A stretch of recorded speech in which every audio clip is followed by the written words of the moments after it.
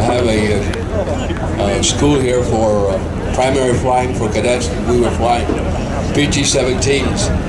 It's hard to believe that 70-some years ago. This is Jennifer Conway McMullen. Hi, Jennifer. Thank you for being here. Could you tell us in what way you served and what years you served? Let me tell you that a high spirit of patriotism permeated the country at that time. Everyone marched in parades, flew their flags.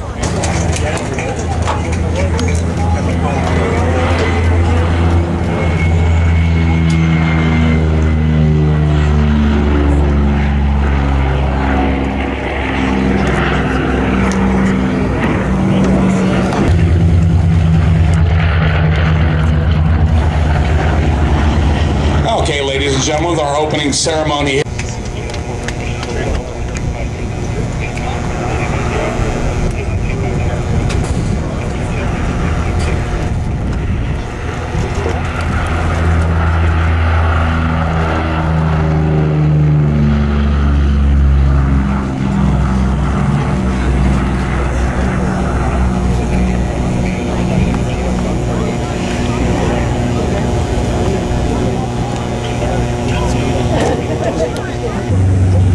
P-47D Dottie May taking off now.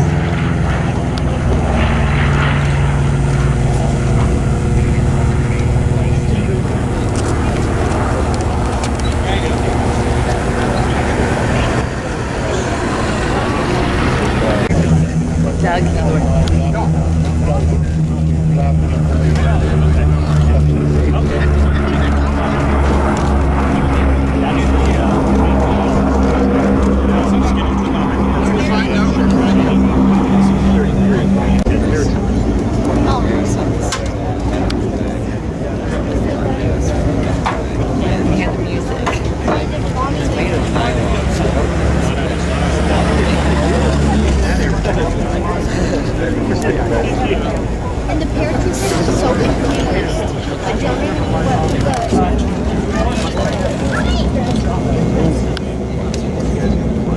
You should do he's going to do a streamer first.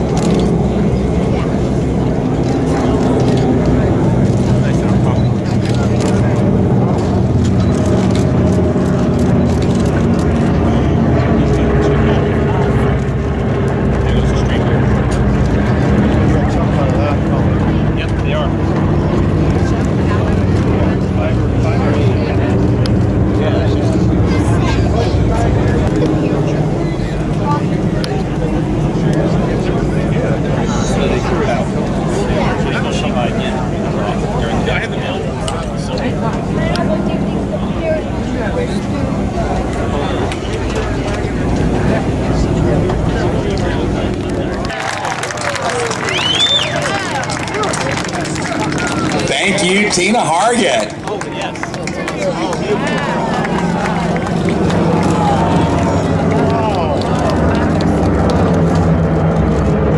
It's the missing man formation we see here. To honor those airmen, the production block where the change was made, there was actually D-20s that were Razorbacks. Those the last ones were D-20s before they went to the bubble. It offered much greater visibility, especially from behind, but at the sacrifice of speed in many cases.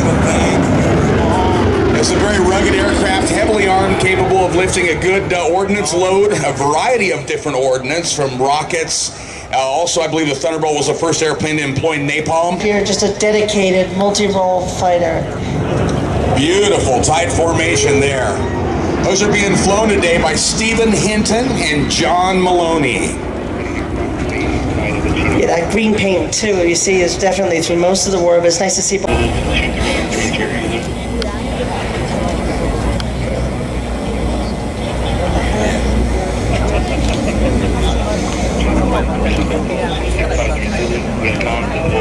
Yeah, P-47s are also used by a variety. And now approaching from the left, we've got a trio of P-38 Lightnings. It's a Lockheed P-38 Lightning. designed by Clarence Kelly Johnson and Hal Hibbard, the design team that was at Lockheed Aircraft out here in Burbank back in the late 1930s. This is the first ever airplane to be designed around the criteria known Different positions in the Air Corps of the world.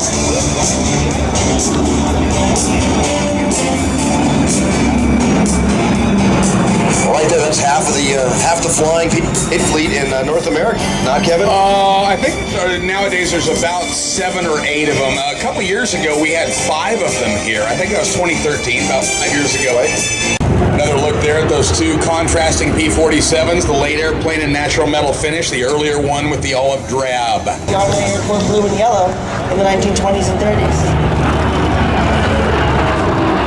P-38L right there, that's basically the last mass-produced variant of the Japanese, and we fixed that for them by adding dive flaps and the G models on through.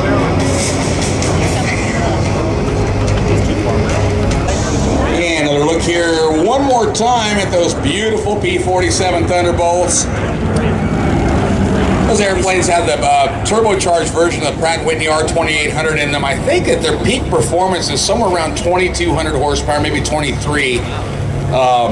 They might have done well in Korea, but they didn't use them in Korea, and after that they're pretty much relegated to Air National Guard units and some Guard units overseas and whatnot.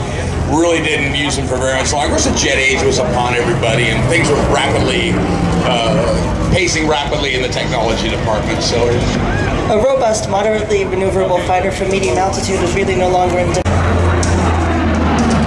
Development of the AG Skyraider in the end of the 1940s, the fighter bomber really split into the tactical bomber and tactical fighter roles, just as before World War II they had been.